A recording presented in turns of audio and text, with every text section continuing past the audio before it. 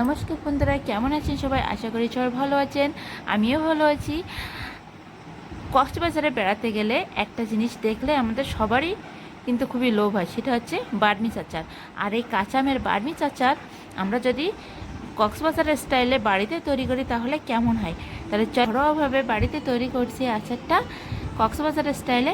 তাহলে চলেন সেটা দেখিয়ে দিই।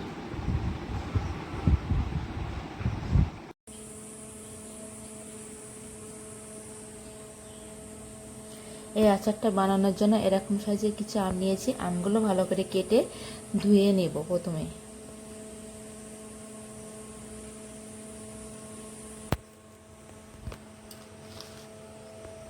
আমগুলো আমি এভাবে কেটে ধুয়ে নিয়েছি।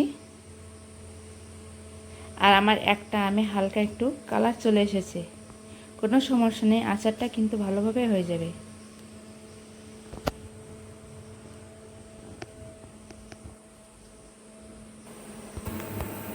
এবার আমি একটা কড়াই চুলার উপরে দিয়ে দিয়েছি। তারপরে আমি কড়াইয়ের ভিতরে দিয়ে দেব চিনি।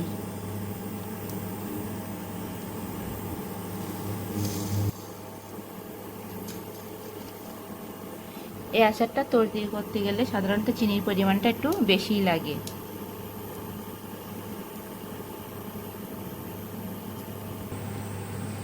চিনিটা গলা শুরু করছে, এবার আমি দিয়ে দেব আম।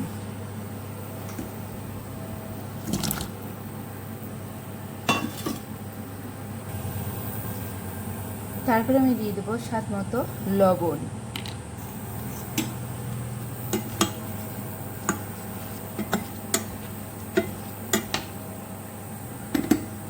এরপর আমি দিয়ে দেব হলুদ।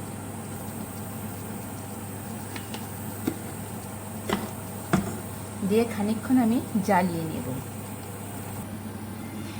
এদিকে একটা খালি কড়াইতে আমি কয়টা শুকনো ঝাল, পাঁচফোড়ন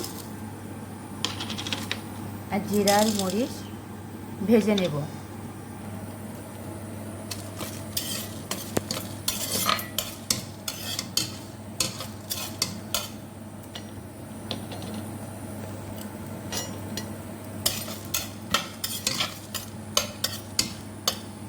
এই মশলাগুলো আমার ভেজে নেওয়া হয়ে গিয়েছে। এবার আমি এগুলো গুঁড়া করে নিব।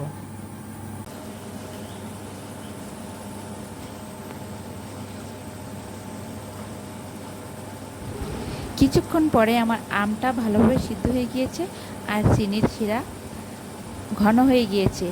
আমটা কিন্তু ভালোভাবে সিদ্ধ হয়ে গিয়েছে, তাই কি আস্তে আস্তে আছে, আমটা ভালোভাবে গলে যায়নি।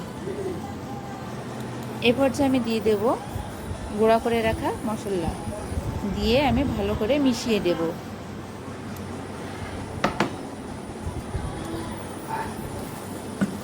তারপর এটা আমি নামিয়ে নেব।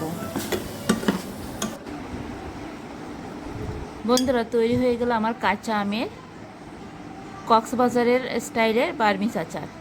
আর এই আচারটা তৈরি করতে বেশি সময় লাগে না, মাত্র 10 মিনিটেই তৈরি করা হয়ে যায়।